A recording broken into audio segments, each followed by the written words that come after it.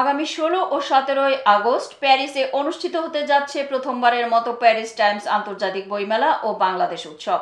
বিস্তারিত থাকছে আমাদের ফ্রান্স প্রতিনিধি রাসেল আহমেদের রিপোর্টে। প্যারিস টাইমসের আয়োজনে সেন্ট ডেনিস মেরির একটি হলরুমে অনুষ্ঠিত হবে আন্তর্জাতিক বইমেলা ও বাংলাদেশ উৎসব, যেখানে 20টিরও অধিক বইয়ের স্টল থাকবে। এছাড়াও থাকবে বাংলাদেশিদের বিভিন্ন স্টল।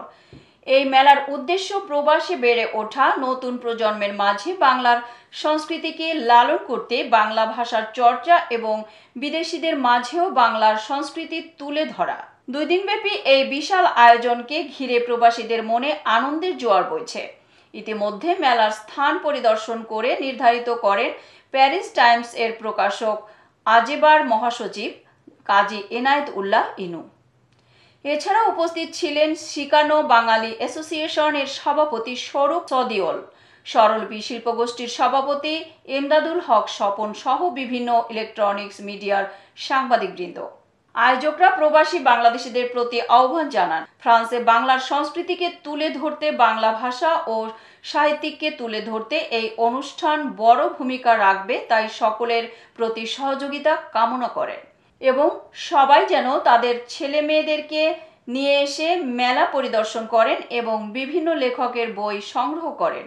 আগামী 16 ও 17 আগস্ট 2025 আমরা আয়োজন করতে যাচ্ছি বইমেলা এবং সাংস্কৃতিক অনুষ্ঠান।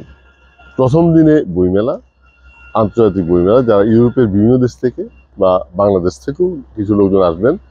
আন্তর্জাতিকভাবে আমরা সমস্ত লেখক, যারা কবি, লেখক বা সাহিত্যিক, সাহিত্য চর্চা করছেন, তাদেরকে আমরা এখানে আমন্ত্রণ জানিয়েছি। আমরা এইবারও 2 দিন ব্যাপী অনুষ্ঠান করব। এই 2 দিন ব্যাপী অনুষ্ঠানে অনেক সাংস্কৃতিক অনুষ্ঠান থেকে নিয়ে, বইমেলা থেকে নিয়ে সব কিছু স্টল, খাবারের স্টল এবং কাপড়ের স্টল, বাংলাদেশি ঐতিহ্যের সব কিছুই থাকবে। আমাদের হল সম্পূর্ণ প্রস্তুত, আমাদের স্টলগুলো অলরেডি কমপ্লিট, সব কিছু একদম কমপ্লিট। আপনারা শুধু 16 এবং 17 আসার জন্য সবাইকে অনুরোধ জানাচ্ছি। ধন্যবাদ। এতক্ষণ সঙ্গে থাকার জন্য ধন্যবাদ। আই1 টিভির নিয়মিত আপডেট পেতে ভিজিট করুন আমাদের ওয়েবসাইট, ফেসবুক, ইনস্টাগ্রাম ও ইউটিউব চ্যানেলে।